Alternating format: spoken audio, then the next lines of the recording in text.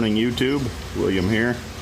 I've got my old Tecumseh pump, got the lines off, got the idler off that goes up here, and getting ready to pull the Tecumseh.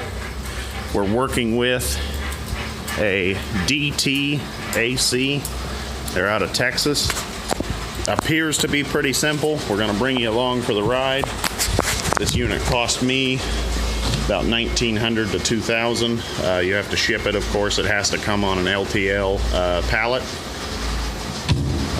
Appears to be heavy duty. It says, I believe, it'll do 17,500 BTUs. We'll bring you along for the ride. Hopefully this is an easy install. I'm hoping, fingers crossed, to be cutting wheat by tomorrow and freezing to death while I'm doing it. I decided the top of the cab was just a little bit too thin and flimsy to mount the rooftop unit. There's a stiffener right here. You can see this rust line forming where the spot welds are. And I'm all the way back. Right here is another line. And then, of course, I'm over here to the edge. This should provide adequate stability for the unit. And we'll just keep working away. We're working at a feverish pace trying to get this baby done. Got my first pilot hole set. Now I've got to do it 8 more times around the 12 gauge sheet.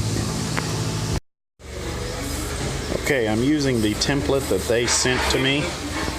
I have opted to not put the air conditioner unit in the center of the cab because I am fearful of tree limbs swatting it. So that's going to gain me an extra foot, and it just won't look as concentric as it maybe should be. Okay, I did the best job that I could tracing this out. The paper is a little bit flimsy for this, in my opinion. I don't know. We will see how it fares. I'm pretty handy with a grinder, so I think we'll be all right. Okay, they say to just cut a hole in here. That might work, but I really don't like the thought of the plastic holding up this thin sheet metal roof in here. So what I'm going to do is drill all of these holes out to 1/8 inch, and then I'm going to use pop rivets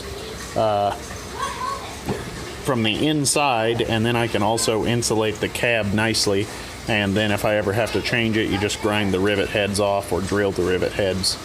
I think this will be a better situation than what we had. I'll explain why I don't want to use bolts later on, or actually I can do it now.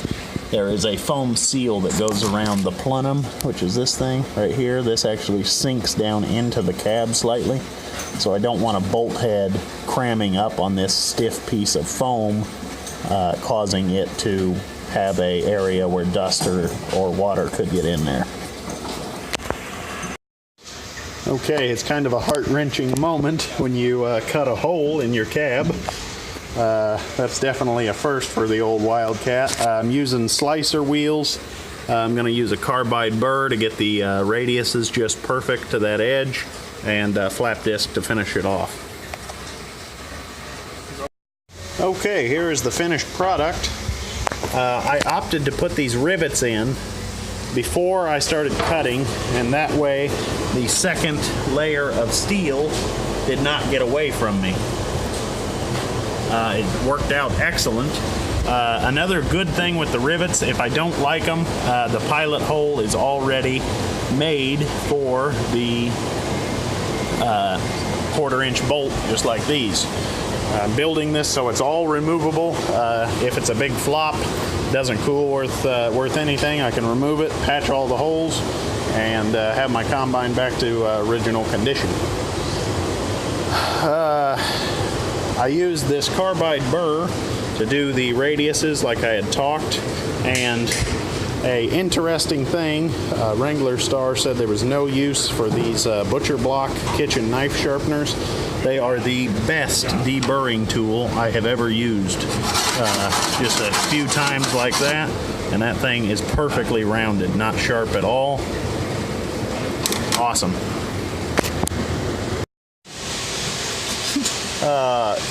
We have done our first test fit on the Plenum, and we have ran a Sharpie around this outer edge very cautiously. I'm going to hit this with my carbide burr and a flap disc here on the straight part and use the burr for the radius. And then we'll do another test fit. A little bit of trial and error, but we will overcome it. Okay, now we have been battling this for about 2 hours. It's kind of ridiculous.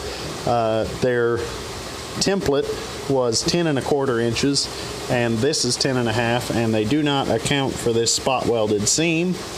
So after much grinding and marking it off, marking it off, we have accomplished the mission. So now we are going to un-S these rivets that was holding our steel true while we did all of our heavy grinding work. Going to back out all of our screws. We'll clean this with acetone or paint thinner and get it painted. All right, I have my locating holes installed. We are ready to pull this top plate and go into the paint booth. We need to dress up the sharp burrs where we couldn't deburr once we have this off. And then we can mount this baby solid once the paint's dry. All right, we were able to use the original mounting bracket with their universal mounting bracket. We did have to drill new holes. I don't know that you'll be able to see that. I was even able to use the old belt. It's a little bit ratty, but it's going to get us by this year. Okay, I have a thin bead of silicone all the way around where I'm going to mount our 12 gauge plate. This has 2 coats of paint on the top. Used silver hammered on the top because it dries very fast. I really like the look of it as well. I had to use black Knight metallic, I believe, on the bottom because I only had 1 can of this left. So no one will ever see it, and it will be entombed with silicone. So now me and the assistant are going to lower this onto the roof, hopefully as accurately as possible. Okay, I have the unit stood up. I have both drain lines installed in a U. They will be cut at the appointed time. I'm going to apply a thin silicone bead around this. I'm not using the silicone that they gave me. No reason why. I'm just using the silicone I have on hand. Then it's going to be sealed here, and then it will be sealed around the edge of the cab here. I'm really liking this rivet idea. Made it to where this has a nice lip to it, and it's not going to be rattling around. All right, YouTube, we have the rooftop unit successfully mounted to the roof. Let me tell you, this thing is solid. I'm wiggling it, nothing. I am not sure if this gray, it looked like a capital letter D, was shipping material or foam, but it fit around that plenum perfectly. It was a little bit thick, so I had to force it. I had to install my middle bolt first, pull it down, and then install these bolts. I really don't know. I tried calling DTAC, but they're closed on Saturday when I'm doing this. So maybe everybody in the comments will be laughing at me for using shipping foam to seal around that, but it seemed to work. I really don't know. The only thing they talk about in the manual is a black kind of foam gasket that I will go over later in the video. It's the only one that they talk about. They just say run a bead of silicone around this from what I assume is inside the cab to prevent water leakage.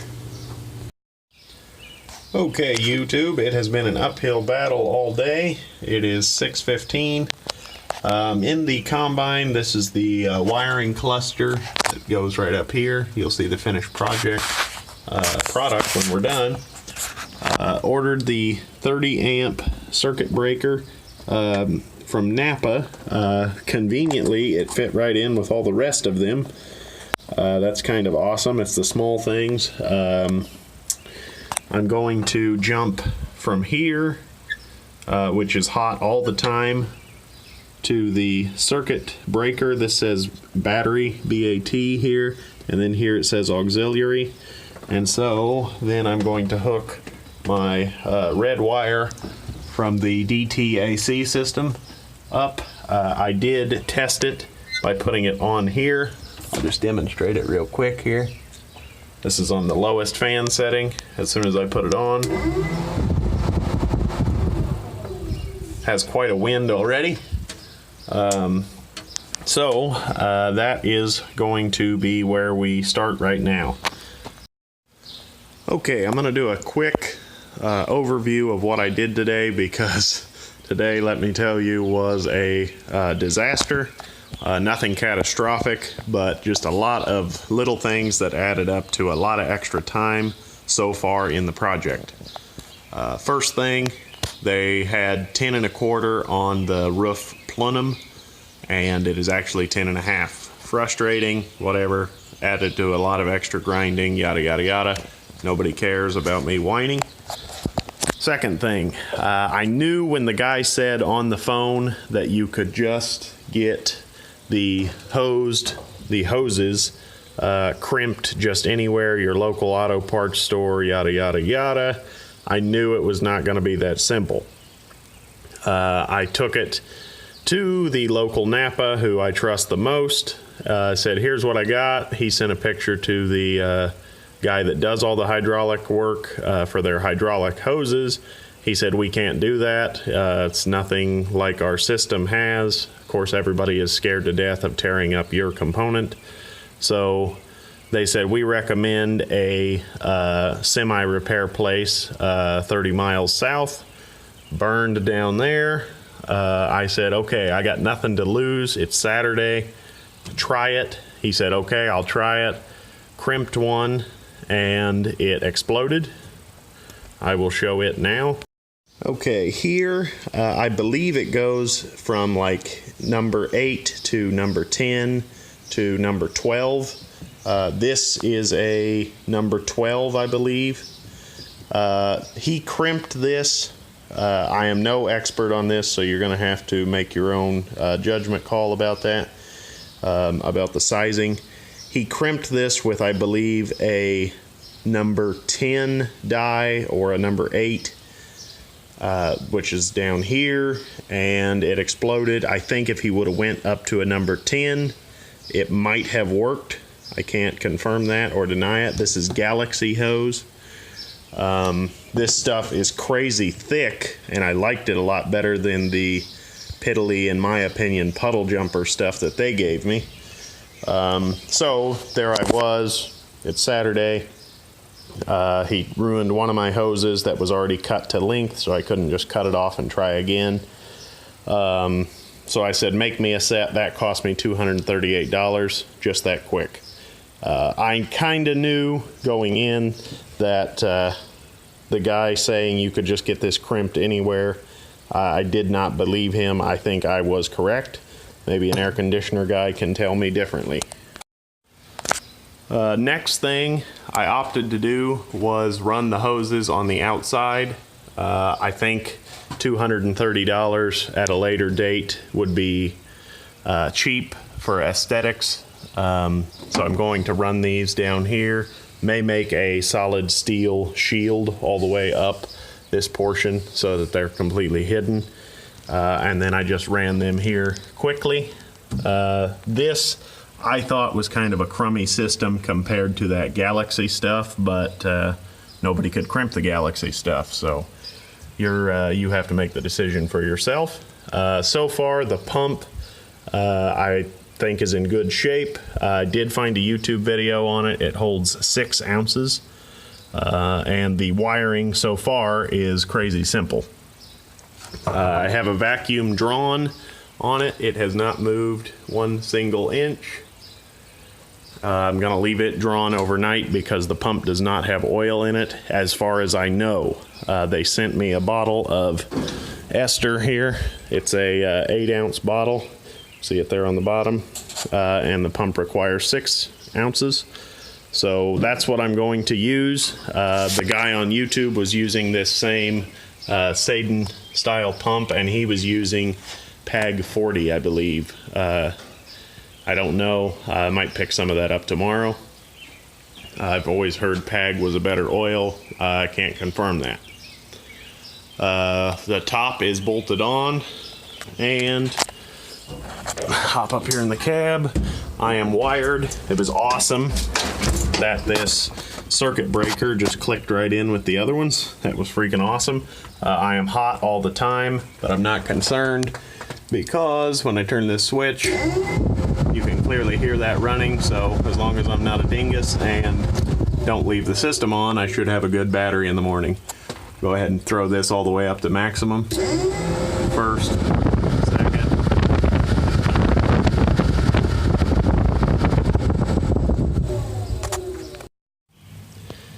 Here's the mounted unit. I opted to set the unit offset to dodge any tree limbs as much as possible over here, because there is the condenser or evaporator.